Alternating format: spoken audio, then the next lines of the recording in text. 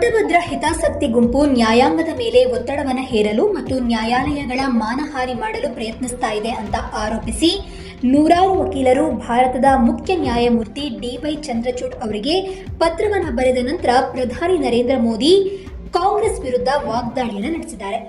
ಹರೀಶ್ ಸಾಳ್ವೆ, ಮನನ್ ಕುಮಾರ್ ಮಿಶ್ರಾ ಮತ್ತು ಚೇತನ್ ಮಿತ್ತಲ್ ಅವರಂತಹ ಉನ್ನತ ವಕೀಲರು ನ್ಯಾಯಾಂಗದ ಸಮಗ್ರತೆಯನ್ನು ಹಾಳು ಮಾಡುವ ಪ್ರಯತ್ನಗಳ ಕುರಿತು ಸಿಜೆಐಗೆ ಪತ್ರವನ್ನು ಬರೆದಿರುವಾಗ ಇತರರನ್ನ ಬೊಬ್ಬೆ ಹೊಡೆಯುವುದು ಮತ್ತು ಬೆದರಿಸ್ತಾ ಇರುವುದು ವಿಂಟೇಜ್ ಕಾಂಗ್ರೆಸ್ ನಡವಳಿಕೆ ಅಂತ ಪ್ರಧಾನಿ ಮೋದಿ ಎಕ್ಸ್ ಪೋಸ್ಟ್ನಲ್ಲಿ ತಿಳಿಸಿದ್ದಾರೆ.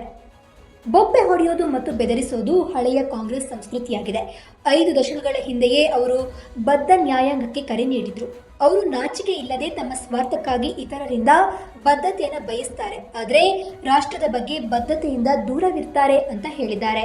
140 ಕೋಟಿ ಭಾರತೀಯರು ಅವರನ್ನು ತಿರಸ್ಕರಿಸೋದ್ರಲ್ಲಿ ಆಶ್ಚರ್ಯವಿಲ್ಲ ಅಂತ ಮುಖ್ಯ ನ್ಯಾಯಾಧೀಶರಿಗೆ ವಕೀಲರು ಬರೆದ ಪತ್ರವನ್ನು ಹೊಂದಿರುವ ಎಕ್ಸ್ನಲ್ಲಿ ಪೋಸ್ಟ್ ಅನ್ನು ಟ್ಯಾಗ್ ಮಾಡಿದ್ದಾರೆ. ವಕೀಲರು ಬರೆದಿರುವಂತಹ ಪತ್ರದಲ್ಲಿ ಭಾರತೀಯ ನ್ಯಾಯಾಂಗದ ಮೇಲೆ ಹೇಗೆ ಪಟ್ಟಭದ್ರ ಹಿತಾಸಕ್ತಿ ಗುಂಪು ಒತ್ತಡವನ್ನು ಹೇರಲು ಪ್ರಯತ್ನಿಸ್ತಾ ಇದೆ ಎಂಬುದನ್ನು ವಿವರಿಸಲಾಗಿದೆ. ಹಿರಿಯ ವಕೀಲ ಹರೀಶ್ ಸಾಳ್ವೆ ಮತ್ತು ಬಾರ್ ಕೌನ್ಸಿಲ್ ಅಧ್ಯಕ್ಷ ಮನನ್ ಕುಮಾರ್ ಮಿಶ್ರಾ ಸೇರಿದಂತೆ 600ಕ್ಕೂ ಹೆಚ್ಚು ವಕೀಲರು ಭಾರತದ ಮುಖ್ಯ ನ್ಯಾಯಮೂರ್ತಿ ಡಿ.ವೈ. ಚಂದ್ರಚೂಡ್ ಅವರಿಗೆ ಪತ್ರವನ್ನು ಬರೆದಿದ್ದಾರೆ. ಪಟ್ಟಭದ್ರ ಹಿತಾಸಕ್ತಿ ಗುಂಪು ನ್ಯಾಯಾಂಗದ ಮೇಲೆ ಒತ್ತಡವನ್ನು ಹೇರಲು ಮತ್ತು ವಿಶೇಷವಾಗಿ ಪ್ರಕರಣಗಳಲ್ಲಿ ನ್ಯಾಯಾಲಯಗಳ ಮಾನಹಾನಿ ಮಾಡಲು ಪ್ರಯತ್ನಿಸ್ತಾ ಇದೆ ಅಂತ ಆರೋಪಿಸಿದ್ದಾರೆ.